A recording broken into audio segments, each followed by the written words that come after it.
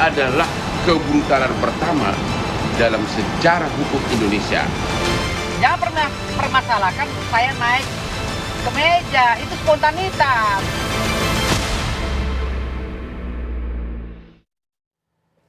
Baik, kita lanjutkan kembali dialog kita. Saya ingin ke Prof. Hipnu. Prof. Hipnu, tadi dari apa kronologis yang sudah dijelaskan oleh Bang Rasman ini, kan ada beberapa poin yang dapat kita analisis dan kita soroti gitu ya. Pertama adalah soal majelis hakim yang dianggap oleh Bang Rasman ini otoriter karena langsung memutuskan bahwa sidang ini digelar secara tertutup. Yang kedua, terdakwa Bang Rasman ini menghampiri Hotman Paris yang saat itu bertindak sebagai saksi, kemudian memegang bahunya gitu ya. Dan yang ketiga adalah pengacara dari Bang Rasman, Firdaus, yang naik ke atas meja di ruang persidangan. Nah, kita boleh bahas berdasarkan Prof. Hipnu, dari kacamata Prof. Hipnu ini seperti apa menganalisis 3 poin ini, Prof? Ya, begini Bang Aditya. Dalam konsep sistem peradilan pidana, litigasi itu adalah ruhnya.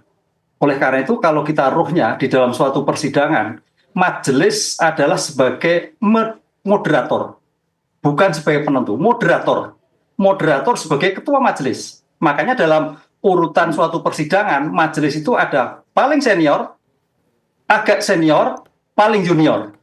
Itu sebagai penentuan bagaimana mampu mengendalikan majelis di dalam suatu persidangan. Itu yang pertama. Jadi dalam konteks otoriter kayaknya perlu digali lebih lanjut sejauh mana otoriternya. Tapi menurut kami dari kacamata akademis di dalam persidangan itu adalah sebagai moderator. Itu yang pertama. Moderator untuk menjadikan kesempatan para pihak dalam mencari kebenaran material. Itu yang pertama. Kemudian yang kedua, yang terjadi misalkan Pak Rasman menghampiri, itu kalau nggak salah sudah pada titik selesai sidang ditutup. Bukan pada sidang masih dibuka. Sidang ditutup, baru Pak Rasman, lah itu saya kira suatu hal yang maksudnya apa? Mungkin maksudnya akan membisiki ya tadi gitu. Kalau membisiki nggak apa, tapi konsep teman-teman yang nonton, wah ini bisa gelut ini, bilang gitu. Bisa bentrok ini juga nggak salah. Akhirnya menjadi keributan seperti itu. Karena kita jawab memang kayaknya Bang Rasman sama Bang itu kan situasi yang terus ya tanda petik tegang terus gitu. Yang ketiga, sampai pada naik, ini juga saya kira suatu yang perlu pengendalian. Oleh karena itu sebetulnya Mas, di dalam suatu konsep suatu persidangan, apakah itu penasihat hukum, apakah penuntut umum akan dibutuhkan pengendalian emosi yang prima. Yang prima. Karena apa? Kalau sampai emosi tinggi, ya seperti ini. Memang betul itu sebagai akibat, tapi mau tidak mau, ya akhirnya kepada yang bersangkutan. Karena emosional tadi. Nah, disinilah yang saya kira organisasi profesi dengan kasus ini, saya kira apakah itu Pradi, apakah itu AI, apa dan sebagainya, harus juga mampu mengendalikan para anggotanya. Demikian juga Mahkamah Agung. Hakim-hakim yang menyidangkan harus ada kemampuan bagaimana melegaliter suatu persidangan, bukan otoriter. Sehingga dalam mencapai kebenaran materi itu bisa ditemukan secara maksimal. Baik, tapi ketika ada pengacara yang sampai naik ke atas meja ini, apakah itu melanggar etik? Apa yang dilakukan, yang dipertontonkan di ruang sidang untuk orang awam kan ini nganggapnya seolah-olah ricuh luar biasa. Kita tidak pernah dipertontonkan sampai yang seperti ini, Prof. Apakah ini ada pelanggaran etik yang dilakukan di situ? Nah, kalau kita bicara teori, saya bukan pada penyidik, bicara teori, itu masuk pada konsep tindakan yang tidak pantas dilakukan suatu persidangan. Baik. Tidak pantas pada suatu tempat marwah di dalam mencari suatu peradilan. Kan sampai naik. Jadi saking emosionalnya, ini yang kadang-kadang itulah yang karena ketidakmampuan mengendalikan emosi sampai pada naik. Nah ini akhirnya berpanjangan. Dengan demikian makanya ya apapun yang terjadi, makanya kan kalau kita lihat kan semuanya kan sekalipun langit runtuh hukum akan tegakkan. Ya itu yang saya kira ujian bagi kita semua dalam rangkaian suatu kebenaran sampai pada tindakan-tindakan yang tanda petik tidak pas. Itu saya kira tidak pas dalam konteks-konteks terhadap perbuatan terhadap peradilan itu perbuatan yang tidak pas, perbuatan yang tidak patut naik pada suatu tempat di mana itu mencari keadilan, di mana itu merupakan benteng keadilan yang harus kita hormati bersama.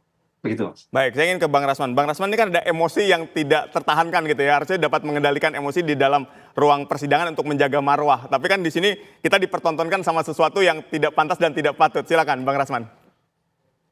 Begini, saya sudah banyak menangani perkara.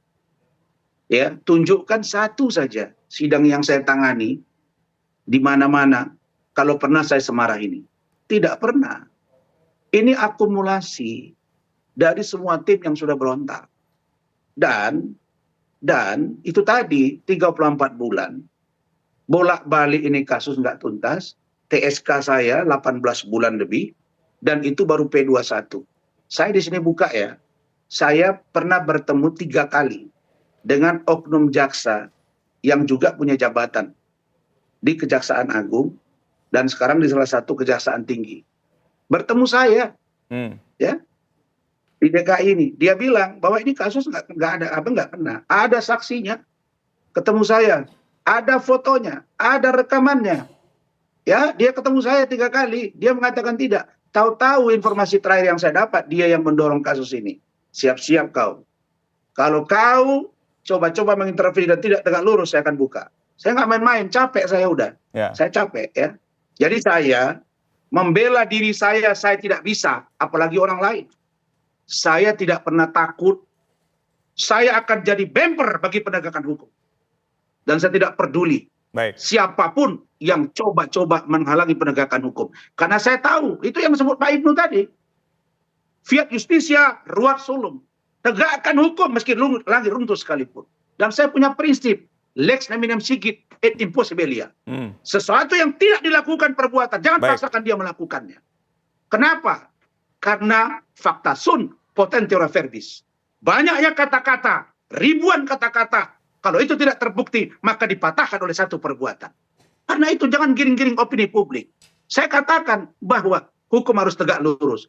Bukankah Pak Sunarto sudah membuat rilis tentang sejarah hidup dia? Ya. Saya yakin Pak Sunarto akan berbenah. Hakim akan berbenah. Agung yang mana? Agung yang mana kita sekarang? Baik, Agung Mahkamah Bang Rasman, hukum harus tegak ya. Ini waktu kita sangat terbatas Bang Rasman, tapi kita sudah mendapatkan poin apa yang disampaikan dan kita akan sama-sama menyaksikan bagaimana sidang di 2 minggu ke depan ya. Tentunya publik berharap dipertontonkan pelajaran hukum yang baik. Baik, sekali lagi terima kasih Bang Rasman atas waktunya. Terima kasih juga Prof. Hipnu sudah berdialog bersama kami di Kabar Petang. Sehat dan sukses selalu untuk semua.